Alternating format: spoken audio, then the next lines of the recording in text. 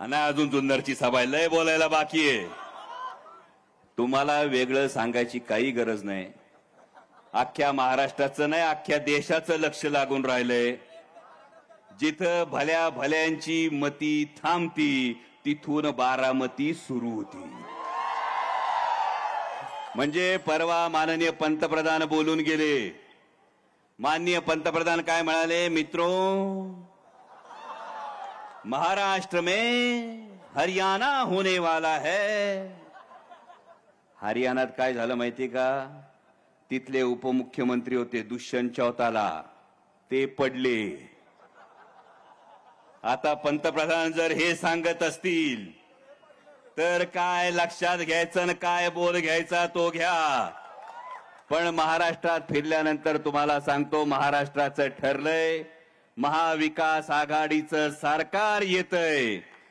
आणि म्हणूनच माननीय दुसरे अर्धे उपमुख्यमंत्री देवेंद्रजी फडणवीस यांनी सांगून टाकलं, मी मुख्यमंत्री पदाच्या रेसमध्ये नाही। अरे बाबा, सरकारच येत नाही तर मुख्यमंत्री पदाच्या रेसमध्ये तुम्ही असाल कसे?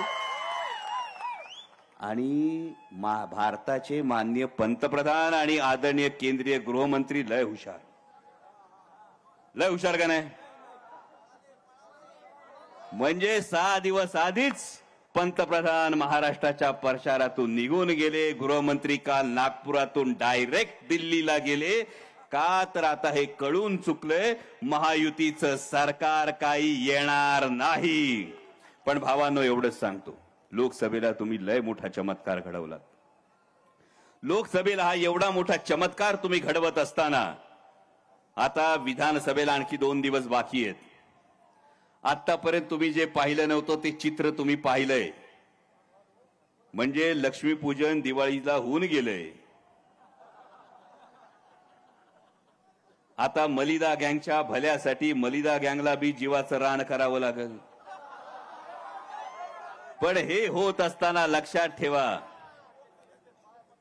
20 तारखेला मतदानाला जेव्हा बाहेर पडाल, 20 तारखेला जेव्हा तुम्ही मतदानाला बाहेर पडाल तेव्हा लक्षात ठेवा, त्या बापाला आठवा। 20 तारखेला मतदानाला बाहेर पडत असताना त्या बापाला आठवा, ज्या बापाने डोक्यावर सावलीसाठी छप्पर तयार केलेलं असतं, आधारासाठी भिंती केलेल्या असतात, हाडाची काढ केलेली असतात, रक्ताचं पाणी केलेलं असतं। आणि तो बाप आयुष्याच्या संध्याकाळी अंगणात बसलेला असताना अचानक मागून अख्खं घरच जर कोणी काढून दिलं तर त्या बापाला काय वाटत असेल, याचा एकदा विचार करा। आणि ज्या बापानं या महाराष्ट्रासाठी, या महाराष्ट्राच्या भल्यासाठी, या महाराष्ट्रातल्या शेतकऱ्यासाठी, इथल्या तरुणासाठी, इथल्या माता भगिनीसाठी आयुष्याची 55-60 वर्ष दिली, त्या पवार साहेबांचं राजकीय अस्तित्व पुसण्याचा प्रयत्न झाला। पक्ष काढला, चिन्ह काढलं, नेते गेले, मंत्री गेले। सर्वसाधारण माणूस असता तर कोलमडून पडला असता, आतून तुटला असता। पण तो 84 वर्षाचा योद्धा उठला। तो म्हटला, मी झुकणार नाही। तो योद्धा म्हटला, मी झुकणार नाही, मी वाकणार नाही, मी लढणार आणि लढून जिंकणार। भावांनो, त्या बापाची निवडणूक आहे, लक्षात ठेवा। त्या बापासाठी लढायचंय, कारण जगात काही झालं तरी बापाला कधी विसरायचं नसतं। आता तुम्ही बोलताना काय करता? बोलताना तहान लागल्यावर पाणी मागता। इथं आधीच तहान लागायच्या आधीच पाणी देताय, त्याच्यामुळं काही त्याला किंमतच राहत नाही।